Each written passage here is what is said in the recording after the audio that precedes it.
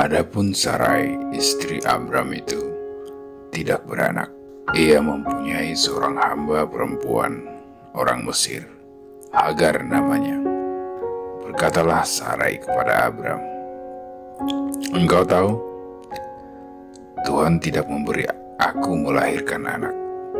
Karena itu, baiklah hampiri hambaku itu. Mungkin oleh dialah aku dapat memperoleh seorang anak." Dan Abram mendengarkan perkataan Sarai. Jadi Sarai, istri Abram itu, mengambil Hagar hambanya, orang Mesir itu.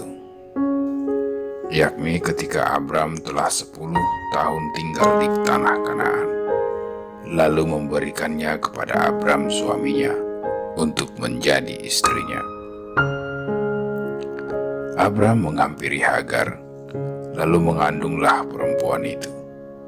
Ketika Hagar tahu bahwa ia mengandung, maka ia memandang rendah akan nyonyanya itu. Lalu berkatalah Sarai kepada Abram, "Penghinaan yang kuderita ini adalah tanggung jawabmu. Akulah yang memberikan hambaku ke pangkuanmu." Tetapi baru saja ia tahu bahwa ia mengandung. Ia memandang rendah akan aku.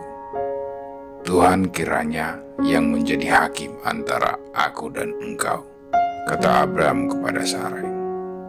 Hambamu itu di bawah kekuasaanmu. Perbuatlah kepadanya apa yang kau pandang baik. Lalu Sarai menindas Hagar sehingga ia lari meninggalkannya. Lalu malaikat Tuhan menjumpainya dekat suatu mata air di padang gurun, yakni dekat mata air di jalan ke Syur. Katanya, "Hagar, hamba Sarai, dari manakah datangmu dan kemanakah pergimu?" Jawabnya, "Aku lari meninggalkan Sarai, nyonyaku." Lalu kata malaikat Tuhan itu kepadanya, "Kembalilah kepada nyonyamu, biarkanlah engkau ditindas di bawah kekuasaannya." Lagi kata malaikat Tuhan itu kepadanya, "Aku akan membuat sangat banyak keturunanmu, sehingga tidak dapat dihitung karena banyaknya."